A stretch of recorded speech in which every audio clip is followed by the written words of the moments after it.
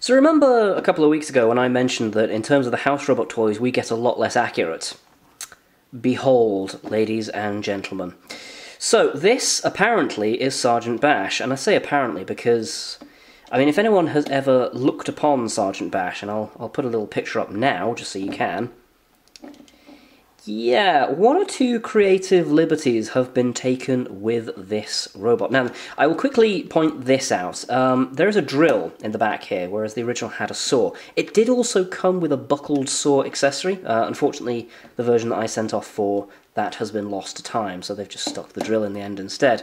This is a very odd addition. It's kind of like, I just don't really know what they were thinking with that. Maybe going with like some kind of drill tail thing, but I mean, by comparison to the rest of the size of the machine, how big it should be, that would have to be one motherfucker of a drill. So yes, let's start with the positives. It's the correct colour. It does have a flamethrower, and you know, there are pincers there, and the wheels do have the correct tread on them. And that's all I have to say for the good side of things. Now on to the bad, and let's start at the front, because I feel like it's the elephant in the room with this one. These sets of jaws. What is going on with the Mark Hamill Joker face on the front of them? I've looked this up, and all I can say is it seems like they took some kind of crazy inspiration from, like, Spitfires, when they would sometimes draw faces on World War II crafts, and this being sort of like a war tank thing, they were like, oh, that'll be a great idea. Even as a child, I had such a problem with this. I mean, to start with, they're not even big enough to do anything. Let me example with Chaos 2. So these are supposed to be like massive, great big jaws that you can clamp onto things. And yeah, you can, but just better. Also, let's talk about this. So Chaos 2 in the real show is a very small machine. Sergeant Bash is a very big machine.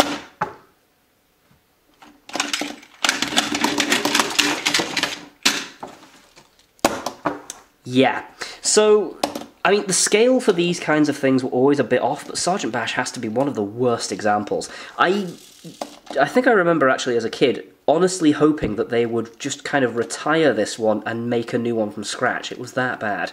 The jaws are also the wrong way around. That sounds kind of silly, but basically they've got a thin one on the bottom and a thick one on the top, whereas the actual robot should have the thick jaw at the bottom for like getting under things, and then the thin jaw at the top for crushing on top of things. This also doesn't, they're just not the right size, they don't go back far enough, it's all wrong at the front here. It's absolutely wrong. Next you've got sort of the paint detailing with the stripes. So this actual striping detail on Sergeant Bash is kind of like, sort of like a mud pattern, sort of like a camo effect. This just looks like it's been smeared with poo. It really doesn't look good. It literally looks like some child has gotten their fingers covered in shit and then gone to town on finger painting this thing. It's really bad. The flamethrower. I cannot show off the main feature of this. It would come in with a sort of like a plastic flame-shaped missile, and you would fire it using this little toggle here. The toggle itself is actually broken, so that wouldn't work even if I had it. But yeah, it would basically ping things across the room. That was a fairly cool way of doing it, and you know, it was what they could do with what would otherwise just be a static decoration. So I kind of appreciated that.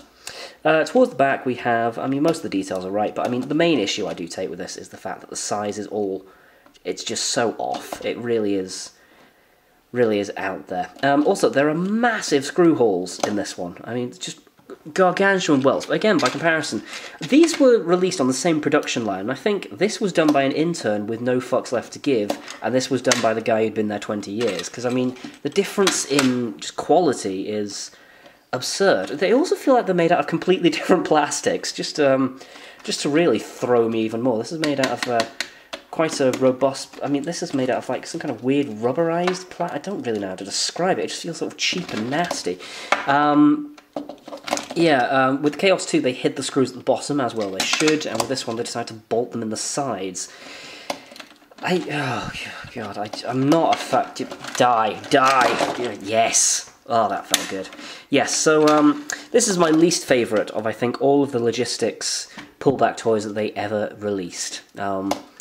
So that's that one out of the way. So we can only go up from here, really. Let me know down below if you had the Sergeant Bash toy, and if you hated it with anywhere near the vigour that I did. Because you should, because it's just wrong. It's just wrong on so many levels.